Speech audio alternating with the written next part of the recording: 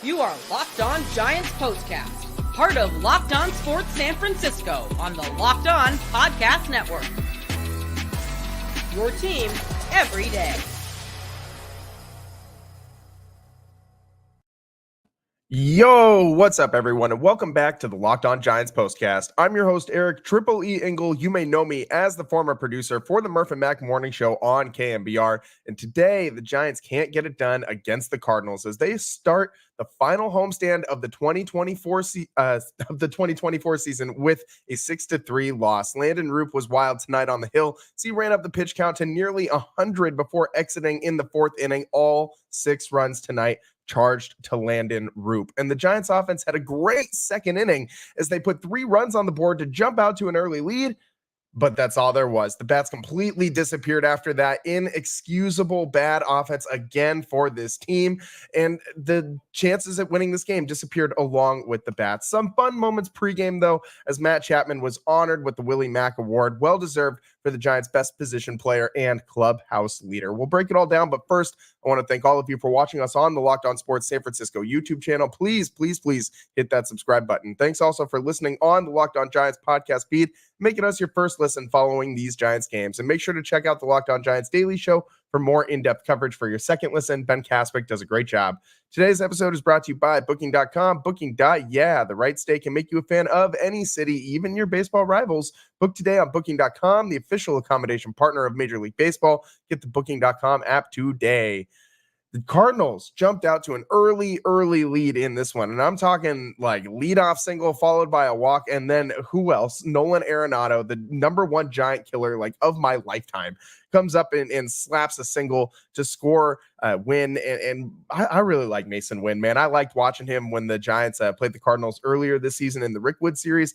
And this kid was, again, really good tonight. I think this guy is going to be a very solid shortstop for the Cardinals to come. I can only hope, I could only wish in like, pipe dream, imagine up a shortstop for the Giants that could play defense like this guy does. If Marco Luciano had this guy's glove, he'd be out there every single day, no questions asked. And he gives you something to play too. Mason Wynn tonight has went 2 for 5 with an RBI, did strike out once. But this season, he's batting .266, OPS OPS 726, and the dyslexia is getting to me tonight, man. But Keaton Wynn, I almost like Keaton Wynn. Mason Wynn, man, has had a really good season for the Cardinals, and if the Giants can find a good defensive shortstop, they would be a lot better off next season. They don't have someone like Mason Wynn in their farm system right now. That's why he's not playing in the bigs. If they did, that guy would be up there right now. Marco Luciano, completely different type of guy. Not nearly the defender Wynn is, but does have a lot more pop, or so we've been told. In the bat, we haven't really seen that at the big league level. I digress. The Giants did take the lead back after bottom of 2. Encarnacion smashes a 2-run bomb to center field, gave the Giants a 2-1 lead, his 5th home run of the season. This guy's been a decent pickup in the second half of the season. The Giants just grabbed this guy off the scrap heap. Remember when they shipped Soler out of town? So they needed somebody to play that DH role.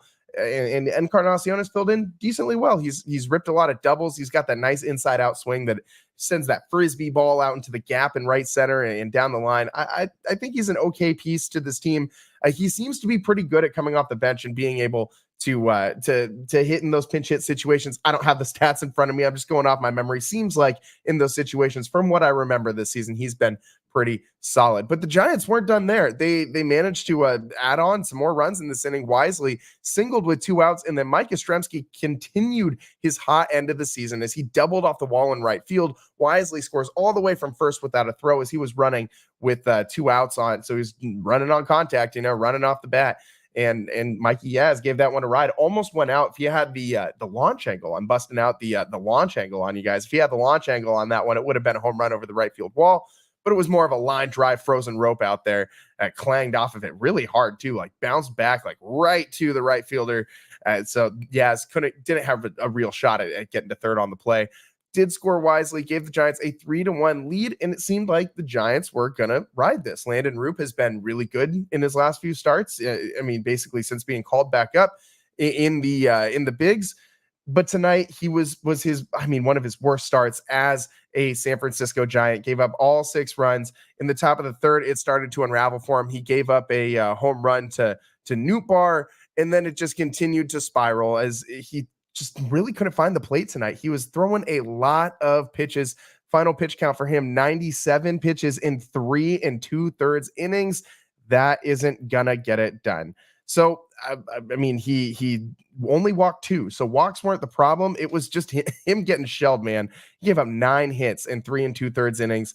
The Cardinals only had 13 hits all game long. So the bullpen did a decent job scattering 4 hits. I say scattering, but Austin Warren gave up 3 hits in his 2 innings of work. So, I guess he scattered 3 hits over 2 innings. But still, the majority of the Cardinals hits came in those first 3 2/3 innings, all with Roupp on the hill. And Taylor Rogers came in relief to try and close out that inning. He gave up one of those 4 hits that the bullpen gave up and 2 runs scored on that 1 hit. So that was the 4th inning when, a ton of Cardinals runs scored, 4 runs scored in that inning, just unwinded for Landen Roupp. It started with a Walker single and then a Siani hit into a fielder's choice. And then he, you could even tell like Roupp had a balk tonight that allowed Siani to advance in that inning. Wynn then hit a double and Siani scored. And it just continued to compound after that. Certified Giant killer Burleson got in on Alec Burleson, not Nate Burleson, the former Seahawks wide receiver, but Alec Burleson singled with 2 outs and 2 strikes to score a win. This guy, if you remember the last series that the Giants played against the Cardinals earlier this season, this guy was like hitting home runs and accounting for like all these RBIs for the Cardinals. He was really, really good in that series. And he's been really, he was pretty solid again tonight against the Giants. And this guy 1 for 4. He had another RBI, drew a walk. So he was on base twice tonight. And the Giants, I don't know, they're now 0-4 against the Cardinals this season. After the Cardinals took that 6-3 lead, that was all for either team scoring wise for the rest of this one. Both teams' bullpens pitched pretty well in this one. And it gave us some time to, kind of reflect on the Giants' season as a whole. They had an error. It brought their errorless streak to an end. It was a very nice streak that started when they were on the road, and I really enjoy watching good defensive baseball. You know what I mean? So it was a bummer to see them make that error tonight. Mike Yastrzemski making a weird play in the outfield also, where kind of slipped going for a ball that was in the gap, and he almost always gets to those. He doesn't ever really, I can't think of too many balls that Mikey Yaz takes a bad angle on that kick by him and get to the wall. That happened tonight too. So the Giants, just things weren't going well for them. They returned back to Oracle, and they kind of, they've been good at Oracle for the majority of the season, but recently not very good at Oracle Park. It's really weird. Their last, they were 9-3 on the road in the beginning of September, and just 2-8 at home in the month of September. So that's not very good.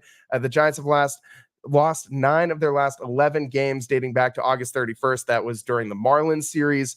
So, the Giants have really been playing bad baseball at home, which is really weird because this team played pretty good at home all season long and just terrible on the road. They flipped the script in the month of September, played really well on the road and really bad at home. And that just doesn't make a ton of sense to me. The pitchers not been pitching super great at home either. And they were, filling it up on the road. So kind of weirdness happening out there. We're hurling towards the end of the season. So it was fan appreciation weekend. This weekend, it will be fan appreciation weekend all weekend long out at Oracle Park. It started tonight and it's kicked off in its regular fashion.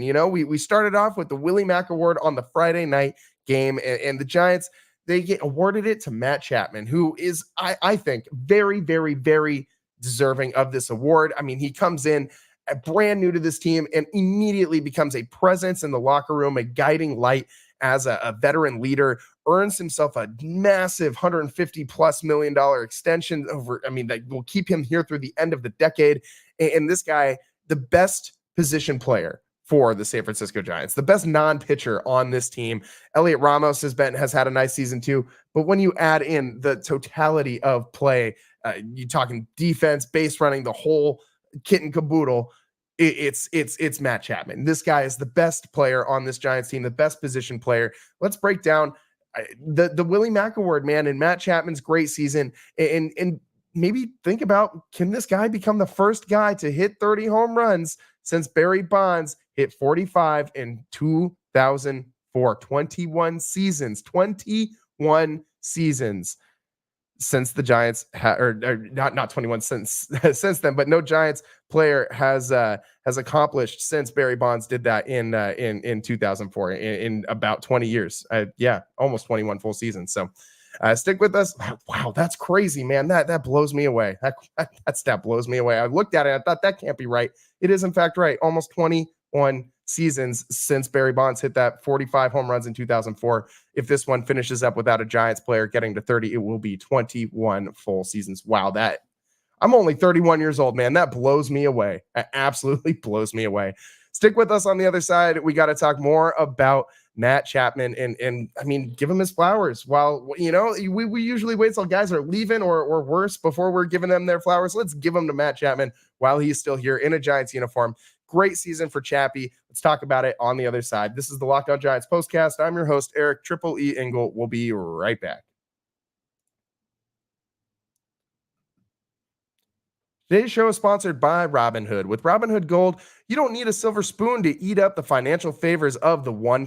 Robinhood Gold allows others to get the rates and perks usually reserved for high society. Now, the resourceful individual with Robinhood Gold can earn the very liberal rate of 4.5% APY on uninvested cash, receive unlimited 1% deposit bonuses, and be rewarded with a handsome 3% retirement boost on an IRA account. Robinhood Gold provides the privileges of a high net worth for any net worth. These generous benefits are now available for only $5 a month. The new gold standard is here with Robinhood Gold. Sign up today at robinhood.com/gold. Terms apply. For product-specific disclosures, visit robinhood.com/gold. Investing involves risk. Rate may change. Gold membership is offered by Robinhood Gold, LLC.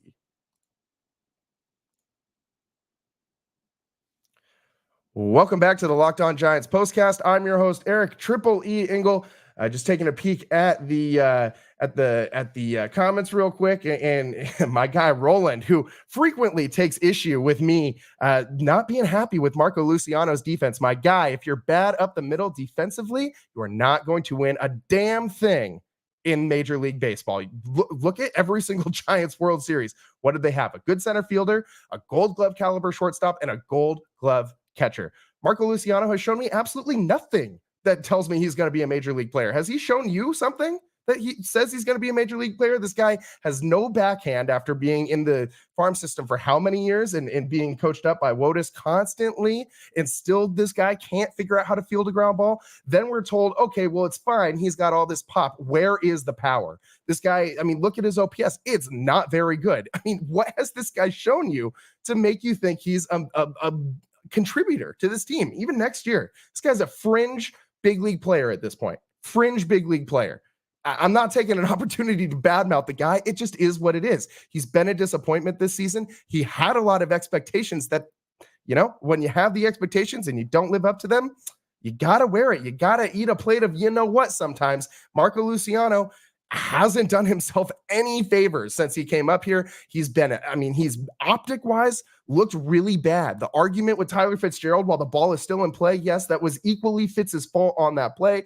But the not running down the first baseline, the sitting there having a stare down with his teammate while the ball's in play. This guy has shown that he doesn't have the mind for playing in the big leagues or the skill, frankly, at this point. So my guy, Roland, I'm sorry, buddy, but I'm not super high on Marco Luciano. And now with that being said, let's transition back to what I had just talked about, which is Matt Chapman winning the Willie Mac Award and how deserving this guy was of this award. Like, he came to this franchise as like a desperation Hail Mary, it felt like, from this front office. Like, they swung and missed at how many big name free agents before they finally landed on Matt Chapman. And I'm assuming that they were kind of in talks with getting him back after or not back, but getting him reunited with Bob Melvin after they made the announcement that Melvin was going to be the manager. It seemed like Matt Chapman was just like no brainer. Giants have no third baseman. You need to go get this guy. and plant him right in the middle of the order. And in the beginning of the season, it didn't really stick right away. It was a tough start to the season. Chapman went through a couple different hot and cold streaks, and then finally seemed to settle in really well in the second half. The power has really shown off as of late. I mean, he surged to 27 home runs. He's 3 away from 30. We just talked about that. Would be the first time in 21 seasons. That's insane. That's a player in a Giants uniform would hit, 30 home runs. That'd be absolutely nuts. So Matt Chapman this season, he has been amazing. Just a staple at third base, leads the Giants in like every measurable category. This guy has been, without him, I don't know how, I don't know where this team would be, frankly. Like, this team would be, I'm not going to say Colorado Rockies bad, but this team would have been incredibly bad without Matt Chapman. And there's a lot of stuff, not just what he does on the field, but this guy in one season came in and established himself as a clubhouse leader, a veteran presence, a guy that could guide this young group of players to, not just winning games, but like maturing, developing, becoming real big league ball players. And that matters because the pitchers, you've seen what's happened. Alex Cobb has been really a great mentor to a guy like Logan Webb, and you've seen how that relationship blossomed, and Webby just like really learning from how, like the mindset, the mentals on how to attack the game from a veteran like Alex Cobb. You can see the dividends paying off in real time. Look at what kind of a leader Webby has become. And that's the same kind of thing that Matt Chapman is going to impart, the same kind of wisdom he's going to gift to all these young players, the Elliot Ramoses, the Tyler Fitzgeralds that he's playing next to. He's sharing that side of the infield with every single day for the most part. These young guys are going to learn how to be a big league everyday ball player from a guy like Matt Chapman. And that matters because that is how you sustain success in this league. That's how you climb out of those valleys and maintain those win streaks, is how to be a pro and show up every day. And regardless of how you played the last day, you turn the page, move on to the next day, and you set yourself up to try and win a ball game. And that's what Matt Chapman does every single week. Every single day. This guy has been so good for the Giants. Defensively, this guy is my favorite third baseman that I've ever watched play the position. It's in a Giants uniform, at least. Like, this guy, you could probably find other guys that like compete. Like, he had a guy across the diamond from him tonight, Nolan Arenado, who might take exception with that statement. But for my money, in my lifetime, Matt Chapman might be the best defensive third baseman I have ever seen. Like, this guy, anything to the hot corner is his.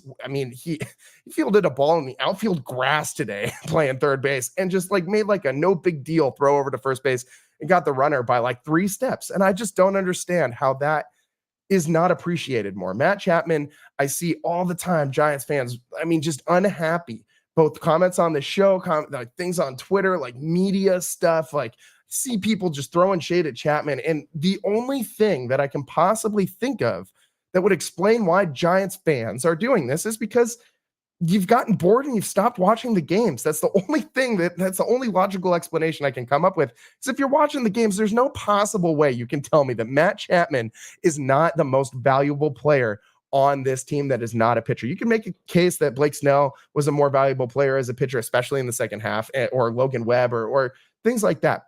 But there's no other position player who impacts the game on the San Francisco Giants like Matt Chapman does.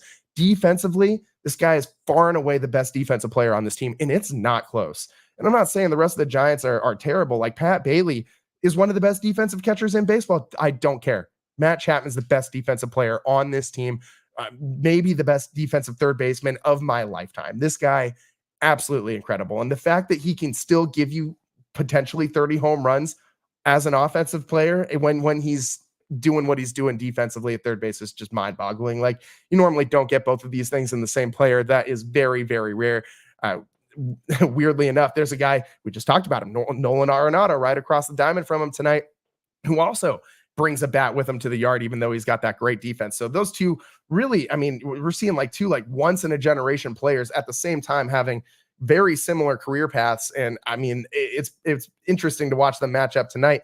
I'm just glad one of them's finally on the Giants, because Nolan Arenado has been a thorn in the Giants side, for what feels like half my lifetime. And I'm just glad that we finally have that third baseman who can hit for power and play defense as well. And Matt Chapman, man, I don't know where the Giants would be without him. Like, fully deserving of this award, 100%, 110%. Taking a peek at the chat one more time, Bob says that he's afraid there's a Willie Mac jinx. Thinking of Tyro Estrada. I mean, you could think of Wilmer Flores. I mean, he ended the year last year on a hot streak, but not the best full season. He won the award in 2022. I mean, who knows? I'm not going to go as far as to say there's a Willie Mac jinx. Tyro obviously did not finish this season where we wanted to. In AAA is never where you want to finish the season when you started in the major leagues, and that's not great. But for Chapman, I'm not expecting a post Willie Mac Award slump. I'm expecting him to come back next season, be a big contributor to this Giants team. Big question, though. We'll talk about it a little bit on the other side. Big question I have. We already brought it up a little bit. Can Matt Chapman get to 30 home runs? It's going to take a lot. He's only got 2 games to do it, so he's going to need to hit 3 in 2 games. Let's talk about it on the other side. Does he have a shot? Stick with us on the Locked On Giants postcast. I'm your host, Eric Triple E Engel. We'll be right back. Today's show is brought to you by Booking.com. Booking.yeah.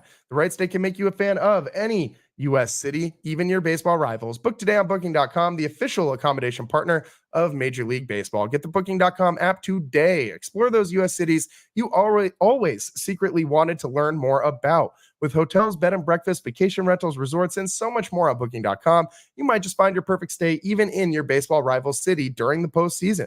Maybe it's time to taste your baseball competition's stadium cuisine. Luckily, on Booking.com, you can find the stadium stay that's just right for you. With Booking.com's wide variety of choice across the U.S., you can go incognito to all your baseball rival cities. No matter what team you're rooting for this postseason, Booking.com can make you a fan of any U.S. city. From hotels that overlook stadiums to family-friendly resorts to cute bed and breakfast stays, Booking.com has so many choices across the U.S. The right stay can make you a fan of any U.S. city, even your baseball rivals. Booking.com, Booking.yeah. And today's show is also sponsored by PrizePicks. PrizePicks is America's #1 daily fantasy sports app with over 5 million active members. PrizePicks is the easiest and most exciting way to play daily fantasy sports, and unlike other apps, on PrizePicks, it's just you against the numbers. All you do is pick more or less on 2 to 6 player stat projections and watch the winnings roll in. You can now win up to 100 times your money on PrizePicks. With as little as 4 correct picks, you can turn $10 into $1,000. PrizePicks invented the flex play, which means you can still cash out your lineup if it isn't perfect. You can double your money even if one of your picks doesn't hit. And this month, almost over. I mean, it's the 27th. So before the end of this month, before the games on Sunday, 1 Caleb Williams passing yard gets you 1 win on PrizePicks every week this month. That's right. Only 1 yard gets you an automatic win every football weekend in September.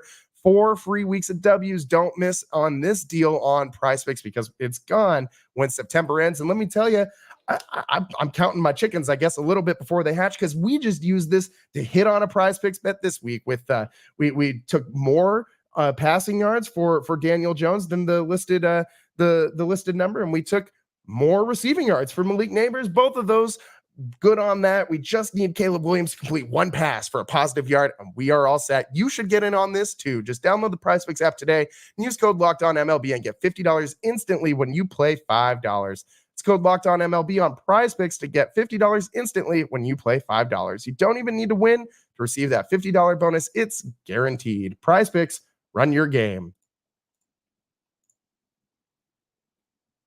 Welcome back to the Locked On Giants postcast. I'm your host, Eric Triple E Engel. Today, the Giants fall 6-3 to the Cardinals. Matt Chapman is given the Willie Mac Award pregame. Landen Roupp really didn't have a good game, man. This was like the most wild that Roupp was that I've seen in a very, very, very long time. This guy's been pretty solid in the second half of the season since he came up for the second time. He spent the first part of the season with the Giants, but then he went back down to AAA and came back up, and he was pretty solid for the Giants in his second stint with the team.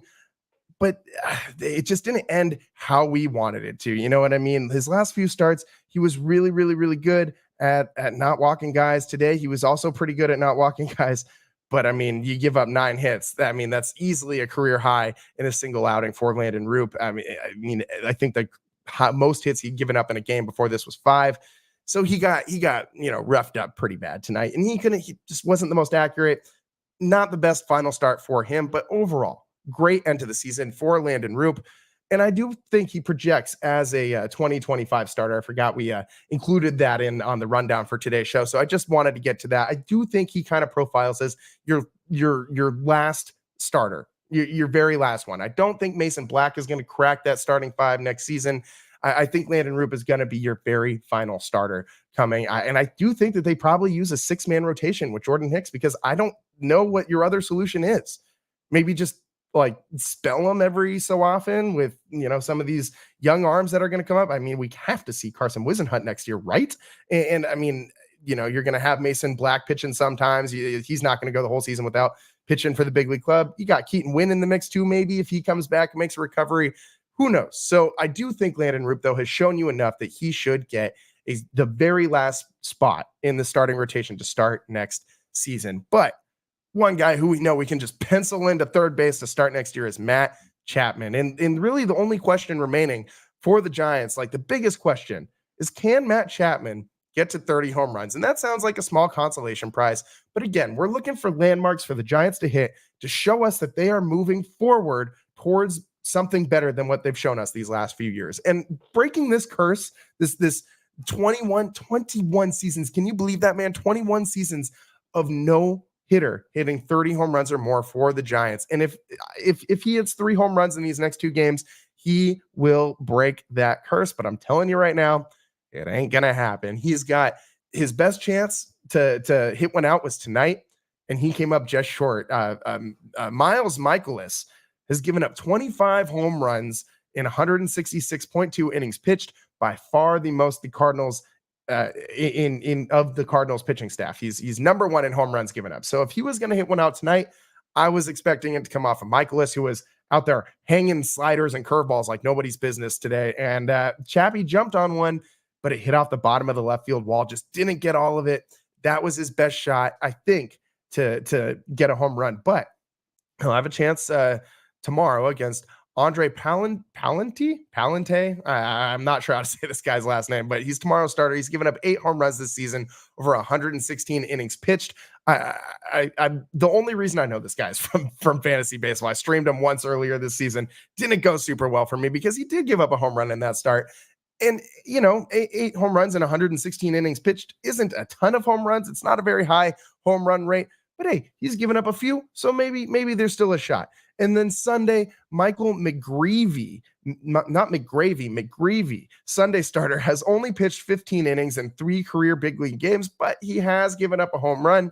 The Cardinals bullpen also has a couple guys who have given up double-digit home runs this year. So there is a chance for Chappie, but I don't think it's going to happen, man. Unless he comes out and swats 2 tomorrow and he goes into the final game, just need him 1. I don't really think that's going to happen. We'll see if he's able to do it. But man, I just don't think Chapman's gonna get there. But one good thing, even if he doesn't get to 30, you can still rest assured knowing that this was a very good step in the right direction for the Giants. His 27 home runs in his first season with the team are the 4th most by any player in team history in their first year with the Giants. Barry Bonds, he had 46 and 93 his first year with the team. Also, the year Triple E was born. So, it's particles, right? You know what I mean? Anyways, Jeff Kent, 29 in 1997, and JT Snow, 28 in 1997 as well. That's according to Stats LLC.